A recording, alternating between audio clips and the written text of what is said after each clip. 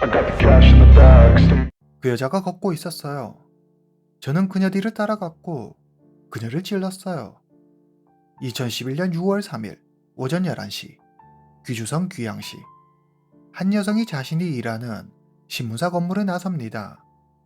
기부금 모금 자선 행사를 취재하러 가는 길입니다. 그녀는 교차로에 서서 같이 가기로 한 스태프의 차량을 기다립니다. 거리를 오가는 많은 인파 속에서 한 남성이 그녀를 향해 돌진합니다. 남성은 품에서 흉기를 꺼내더니 그녀를 향해 마구 휘두릅니다. 너무 순식간에 일어난 일이라 그녀는 저항조차 하지 못하고 그 자리에 서서 그대로 당합니다. 여성이 정신을 잃고 쓰러지자 남성은 도망칩니다. 거리는 소리를 지르는 사람, 도망치는 사람, 울부짖는 사람들로 한순간에 아수라장으로 변합니다. 여성을 찌른 남성이 도망치자 주위에 있던 몇몇이 120 구급전화에 전화합니다. 잠시 후 구급차가 도착하고 구급대원들은 서둘러 피해 여성을 병원으로 이송합니다. 첸중 신문사 앞에서 묻지마 칼부림 사건이 발생했다는 소식을 들은 기자가 현장으로 달려갑니다. 피해 여성은 그곳에 없었지만 현장에 남은 혈흔으로 보아 당시의 참혹한 상황을 짐작할 수 있었습니다. 기자는 이때까지도 피해 여성이 자신의 동료라는 사실을 몰랐습니다. 그는 피해 여성이 있는 병원으로 가 간호사의 눈을 피해 피해자의 소지품을 확인합니다. 눈에 익숙한 기자증과 명함을 본 그는 그제야 피해자가 자신의 회사 동료 조비비라는 사실을 알게 됩니다. 아침까지만 해도 같이 웃고 떠들었는데 갑자기 이런 일을 당하다니. 6월 3일 당일부터 6일 새벽까지 60시간에 걸친 응급수술과 치료가 이어지지만 안타깝게도 6월 6일 새벽 1시 그녀는 숨을 거두고 맙니다. 조비비의 머리에 9군데, 어깨에 1군데, 왼손에 2군데, 몸 전체에 총 12군데의 상처가 있었습니다. 그녀의 머리에 난 상처가 직접 사인이었습니다. 조비비, 당시 나이 24살, 1987년 2월 19일 귀주성에서 태어났습니다. 부모님의 재혼으로 조비비는 부모님, 동생, 이복 언니와 함께 살았습니다. 조비비는 효심이 깊고 책임감이 강했습니다. 크게 말썽 피운 적 한 번 없는 공부도 열심히 하는 착한 딸이었습니다. 2010년 9월, 사고 발생 1년 전, 그녀는 첸중 신문사의 사회부 기자로 입사합니다. 조비비는 따뜻한 미소를 가진 마음 착한 사람이었습니다. 자기 업무에 최선을 다했고 어려움에 처한 동료를 보면 그냥 지나치는 법이 없었습니다. 어렵게 취재한 단독 기사마저 기사 내용을 찾지 못한 동료에게 그냥 양보한 적이 있을 정도였죠. 동료들은 착한 조비비를 모두 좋아했습니다. 그런 그녀가 갑자기 세상을 떠나다니 조비비를 아는 이들은 모두 충격에 빠졌습니다. 귀양시 경찰은 현장 조사를 통해 용의자의 특징을 추론합니다. 당시 현장에 있던 목격자들의 진술에 의하면 용의자는 남성으로 검은색 안경을 썼고 짧은 머리에 키는 약 160cm 정도라고 했습니다. 경찰은 먼저 조비비의 주변 인물을 대상으로 수사를 벌여 용의자의 정체를 파악합니다. 용의자의 이름은 원정. 원정은 조비비의 전 남자친구이자 귀주성 신문사 정치부 수석 기자입니다. 이 바닥에선 꽤 유명한 기자였죠.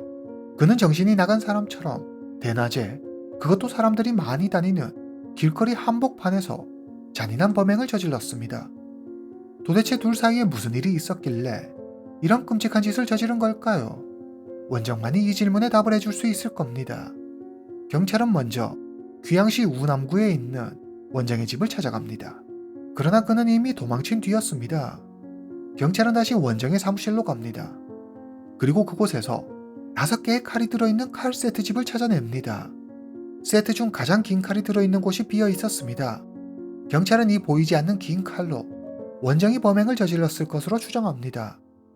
미리 범행 도구를 준비했던 것으로 보아 이 사건은 우발적인 범행이 아닌 미리 철저히 계획된 범죄임이 틀림없습니다. 언론에 의해 해당 사건이 알려지고 많은 중국인들은 경악했습니다. 경찰은 다음날 현상금과 함께 수배령을 내립니다. 기자였던 원정은 경찰 수사가 어떻게 진행되는지 빠삭했습니다. 그는 경찰 포위망을 요리조리 잘 피해 다녔습니다. 원정의 행방을 찾을 수 있는 단서는 어디에도 보이지 않았습니다. 마치 순간이동을 한 것처럼 말이죠. 원정은 범행 순간부터 도주까지 모든 순간을 계획했을 겁니다. 경찰은 원정이 갈 만한 곳은 모두 찾아보지만 그의 흔적조차 찾지 못합니다. 4개월 뒤 2011년 10월 경찰은 원정의 아버지가 운남성 대리시를 다녀왔다는 사실을 알게 됩니다. 그곳에 딱히 연고가 없다는 것을 확인한 경찰은 원정 아버지의 행동이 매우 의심스러웠습니다. 경찰은 곧장 운남성 대리시로 갑니다. 그러나 아무런 소득도 얻지 못합니다. 그렇게 또 8개월이 흐르고 2012년 6월 드디어 경찰은 원정의 행방을 파악하는 데 성공합니다. 원정은 대리시의 한 작은 가게에서 하림이라는 이름으로 일하고 있었습니다. 귀양시 경찰은 대리시로 넘어가 원정을 체포합니다. 이름이 뭐지? 이름이 뭐냐고? 좋아, 데려가. 체포 당시 원정은 자신의 노트북을 가져다 달라고 부탁합니다. 노트북에는 그의 자작시와 일기가 있었습니다. 원정은 자신의 모든 범행을 인정합니다. 원정과 조비비, 두 사람 사이에는 대체 무슨 일이 있었던 걸까요? 원정, 1986년 2월 20일 출생. 원정은 조비비보다 한 살이 더 많습니다. 두 사람은 같은 동네에 살았고 같은 중학교에 다녔습니다. 어려서부터 총명했던 원정은 학교 성적도 늘 상위권이었습니다. 다만 고집이 센 게 문제였습니다. 그렇지만 조비비를 만난 원정은 조금씩 변합니다. 한 번은 원정이 학교에서 큰 잘못을 저지릅니다. 학교에서 원정에게 자퇴를 권유할 정도로 큰 사건이었죠. 그러나 고집이 센 원정은 자기 잘못을 인정도 반성도 하지 않았습니다. 이때 조비비가 그에게 말합니다. 랑즈 후이토, 진무환. 방탕화가 회개하는 것은 돈으로도 바꿀 수 없다는 뜻의 속담으로 우리나라 사자성어 중 개과천선과 그 뜻이 비슷합니다. 조비비의 말을 들은 원정은 마음을 바꿔 자기 잘못을 인정하고 진심으로 뉘우칩니다. 이후 원정은 열심히 공부해 현지에서 가장 좋은 고등학교에 들어갑니다. 조비비도 원정 못지않은 좋은 고등학교에 들어갑니다. 고등학생이 된 두 사람은 연인이 됩니다. 고등학교에 들어가서도 원정은 늘 상위권에 좋은 성적을 유지했습니다. 하지만 또 큰 잘못을 저지르고 맙니다. 2005년 원정은 카드게임을 하다가 큰 돈을 잃게 됩니다. 그러자 그는 친구들과 모의해 택시를 습격해서 휴대전화 2개와 현금 몇백 위안을 훔칩니다. 이 일로 원정의 친구들은 모두 교도소에 수감됩니다. 그러나 원정은 유기징역 3년에 집행유예 4년을 선고받죠. 학교 성적이 우수했던 원정에게 법원은 특별한 처벌을 내리지 않습니다.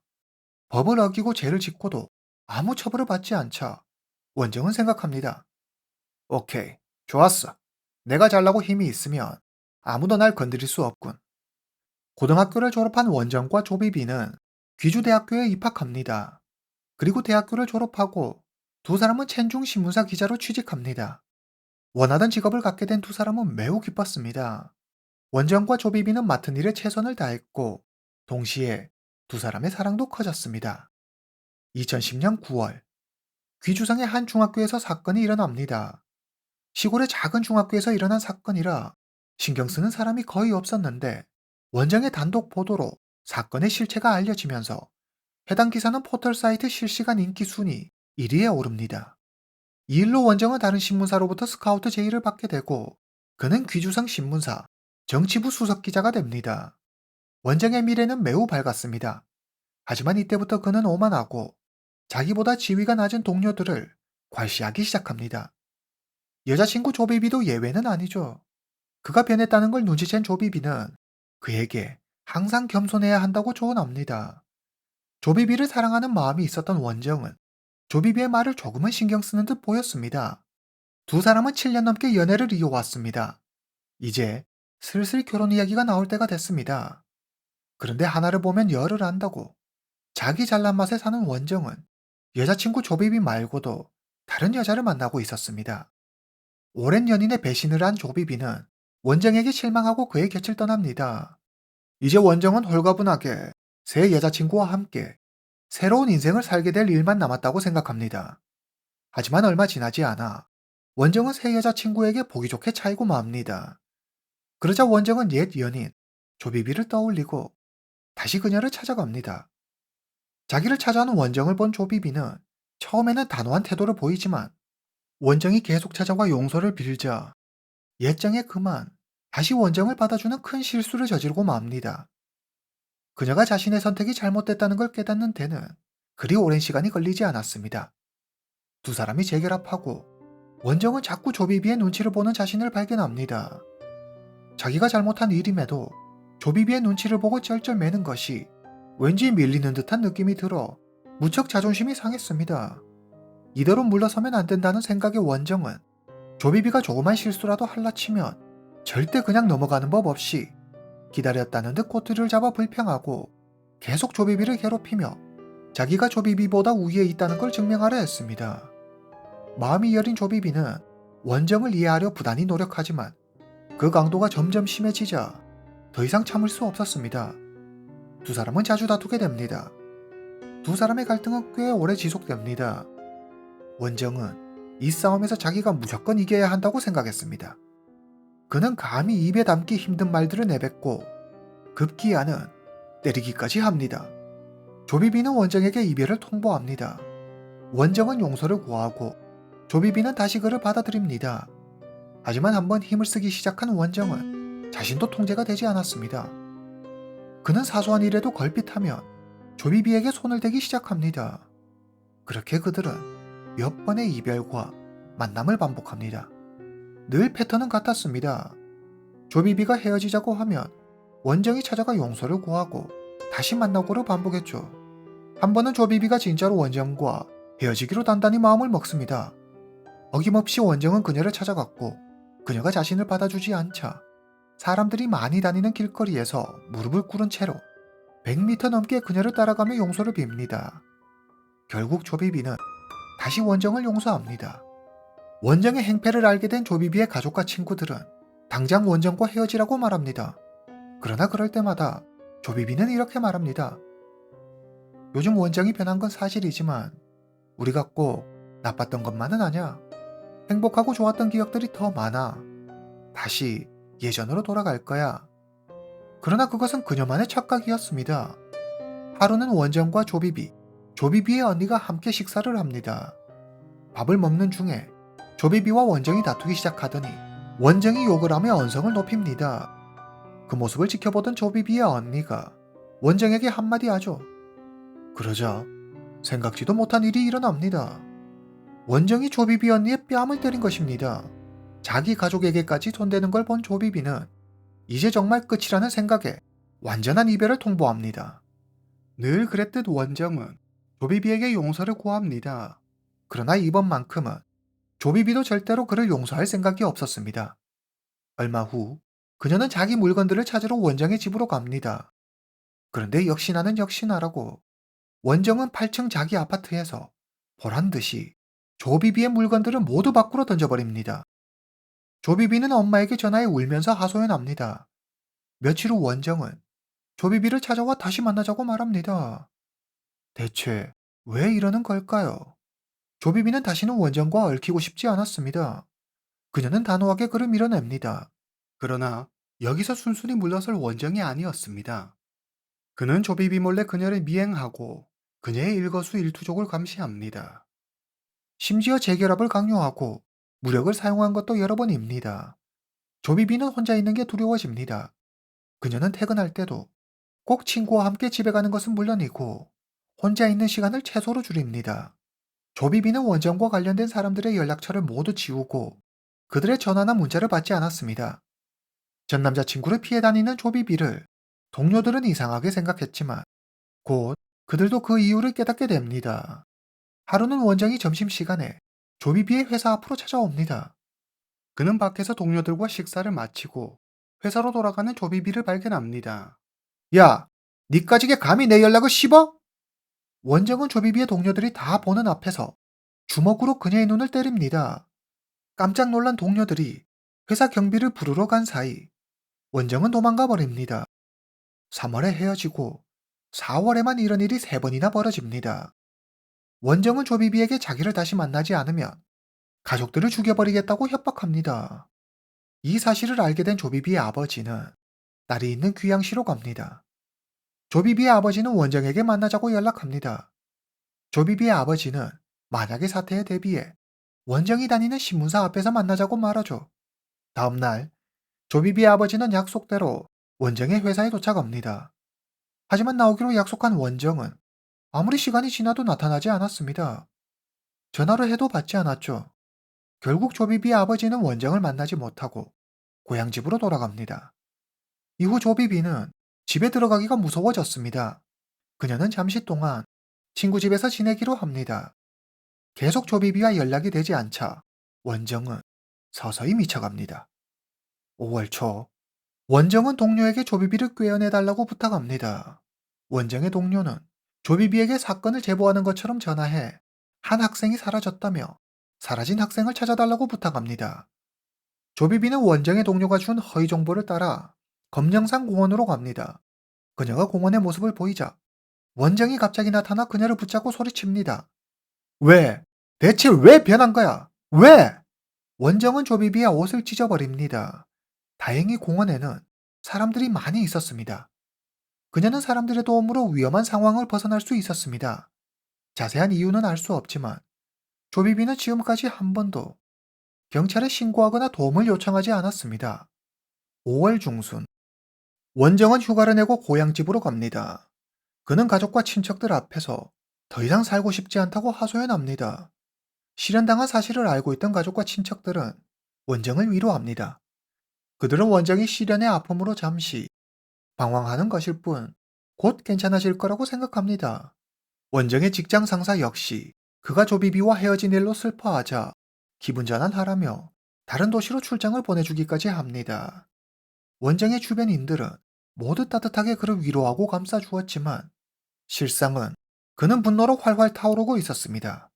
원정은 생각합니다. 니까짓게 감히 나를 배신해? 절대 가만두지 않을 거야. 2011년 6월 3일, 원정은 과도를 품에 안고 조비비의 회사 앞으로 갑니다. 그는 수많은 인파 속에 몸을 숨기고 그녀가 나오기만을 기다립니다. 드디어 그녀가 모습을 드러내자 원정은 그녀에게 다가가 칼을 휘두릅니다. 조비비가 쓰러지자 원정은 미리 짜둔 루트대로 귀주성 귀양시를 떠나 운남성 대리시로 도망칩니다. 경찰의 눈을 피해 도망 다니면서 원정은 아버지와 은밀히 연락을 취하며 아버지의 도움을 받습니다. 그러나 결국 경찰에게 붙잡히고 말죠. 2012년 7월 4일, 원정은 귀양시 경찰서로 이송됩니다. 원정의 아버지 역시 범인 은닉죄로 체포되죠. 사건 발생 2년 후 2013년 6월 24일, 귀양시 중구민민법원에서 재판이 열립니다. 재판부는 고의살인죄로 원정에게 사형을 선고합니다. 판결에 불복한 원정은 항소하지만 고등법원은 이를 기각하고 원심 판결을 유지합니다. 2014년 6월 12일, 원정의 형이 집행됩니다. 원정의 인생은 이렇게 끝이 납니다. 오늘 이야기는 여기까지입니다. 다음 시간에 뵙겠습니다.